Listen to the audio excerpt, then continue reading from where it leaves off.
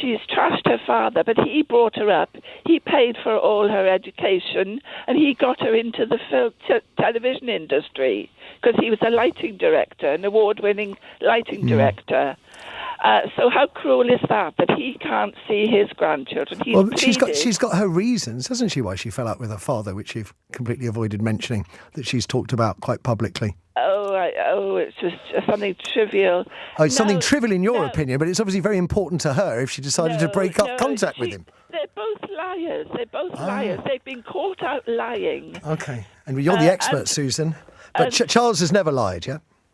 And they're only after money. They want the money and the prestige, and they're running a business now. They're not in the royal family. And where does King Charles get all his money from? Jam-making business. Where does King Charles get all his money from? Idiots like us. So you've got a couple that are earning a decent living by making stuff and selling it, and you've got a family that sponges off us. What does he want to bother the royal family? You're help me out here, right? So you're criticising just help us out. You're criticising a couple who are paying their own way while simultaneously standing up for a family that sponge off us. I'm not standing up for a family. I'm a Republican, actually. Right. Okay. Don't sound like one. Like another caller, we should have a referendum about this. Matthew Wright leaned into the microphone on LBC and said, "So you're criticizing a couple who are paying their own way while simultaneously standing up for a family that sponges off us?" He didn't just clap back. He detonated a truth bomb that most broadcasters are too scared or too bought to say out loud. That wasn't a throwaway line. It was a full-on mic drop, a shot across the bow of the monarchy's centuries-old entitlement, and a bold challenge to the UK public's selective outrage. In a media landscape that has gone out of its way to vilify Harry and Meghan, twist every headline into a smear campaign, and cloak royal privilege in tradition and ceremony, Wright's words were a rare, clear voice of reason. That one sentence pierced through the fog of royal propaganda like a lightning bolt splitting a clouded sky. It was a reckoning. And the silence that followed from that caller, sputtering, stumbling, unable to defend her double standards, was louder and more damning than all the tabloid headlines of the last 5 years combined. Matthew Wright didn't sugarcoat anything. He didn't try to massage the caller's ego or cushion the blow with diplomatic niceties. No, he went straight for the jugular. Because let's be real, the caller he confronted wasn't just one person on the line. She represented an entire faction of the British public who have internalized royalist propaganda to the point of madness. The type who call themselves patriotic while ignoring the financial leeching done by the royal family under the guise of national service. The type who shout down Meghan Markle's every move, criticizing what she wears, who she associates with, what she says, how she smiles, while defending Kate Middleton's photo ops as meaningful work. And all this while the monarchy sits in golden palaces, doing the ceremonial bare minimum and calling it duty. Working hard? Since when did smiling at a crowd and shaking hands in a tailored Alexander McQueen outfit become the equivalent of hard graft? Meanwhile, Harry and Meghan are out there writing, producing, negotiating, parenting, building, and healing. And still, they're the ones being crucified. It's not just absurd, it's dangerous. It's gaslighting on a national scale. And here's the kicker, the part that makes this even more damning. Harry and Meghan left. They weren't pushed, they weren't exiled, they chose to walk away. They gave up the royal stipend, lost the taxpayer-funded security, were cut off from the sovereign grant, and said, "We'll do it ourselves," and guess what? They did. They bought their own home in Montecito without taxpayer funds. They built Archewell. They inked deals with Netflix and Spotify. Meghan wrote The Bench, a New York Times bestseller. Harry wrote Spare, a memoir that became one of the fastest-selling nonfiction books in history. They produced a Netflix docuseries that broke streaming records.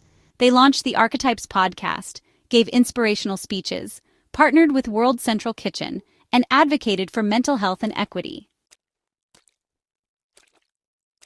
And they did it all while raising 2 young children, without nannies, without royal press machines cleaning up behind them, and without a single taxpayer-funded cent.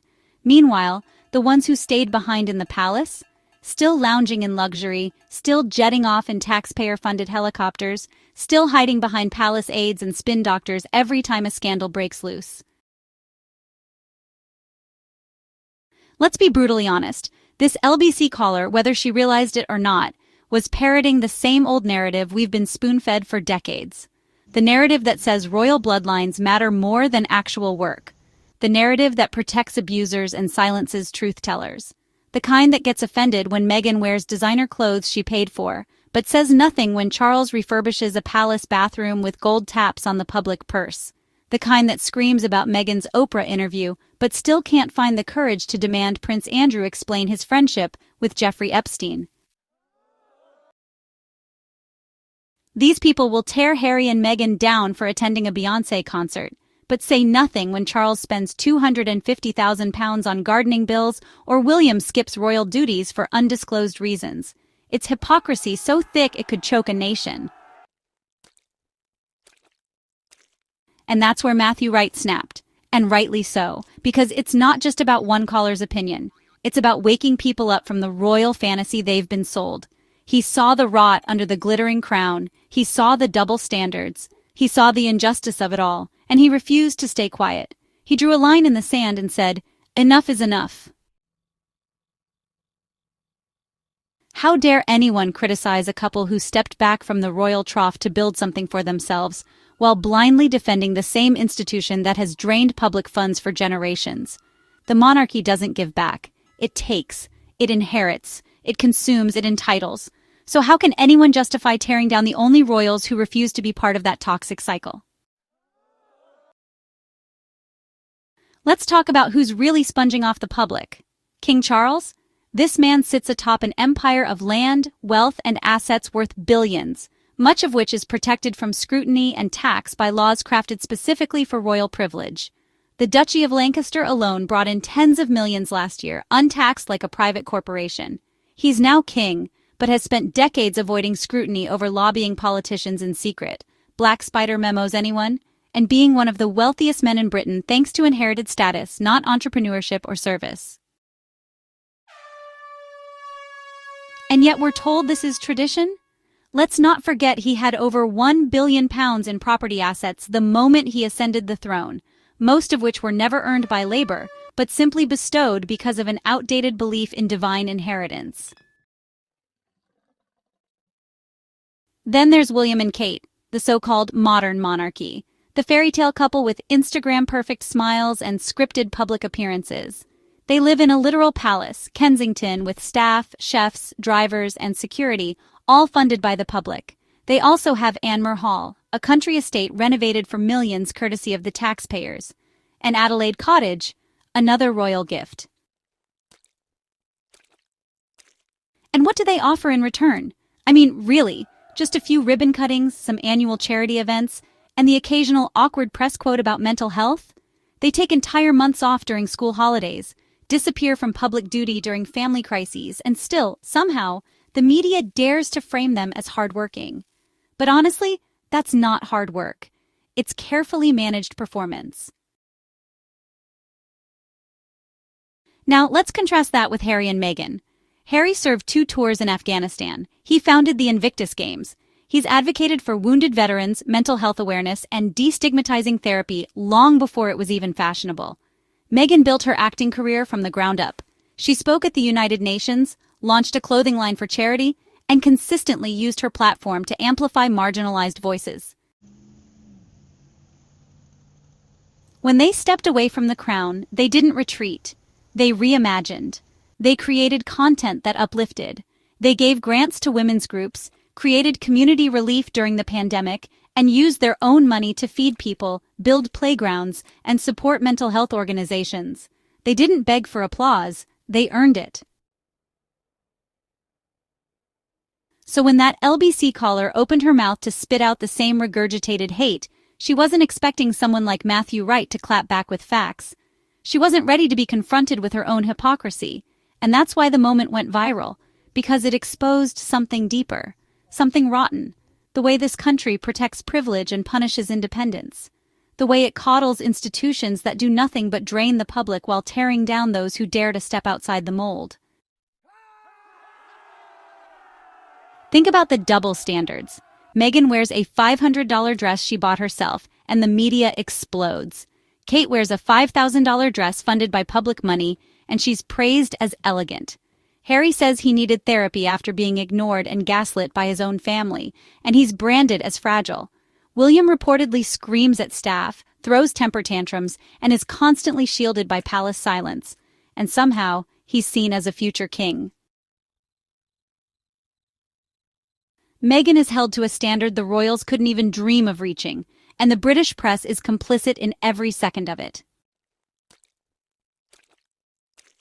Let's call it what it is: racism, misogyny, and classism, repackaged in royal colors and waved with a Union Jack. And Matthew Wright saw that. He didn't just defend Meghan and Harry, he called out the whole machine: the media industrial complex, the palace PR networks, the manipulative playbook that treats empathy as weakness and silence as nobility. And he told the truth. Truth that every UK citizen deserves to hear. Because this isn't just about Harry and Meghan. This is about a nation waking up.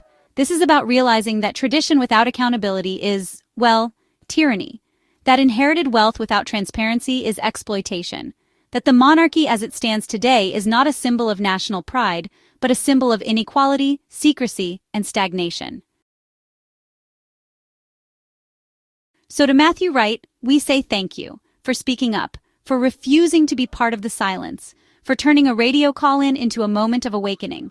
And to the caller and everyone like her, maybe it's time to ask yourself why your anger is so loud for the couple who walked away and so quiet for the palace that never will. Because in the end, Meghan and Harry owe the public nothing.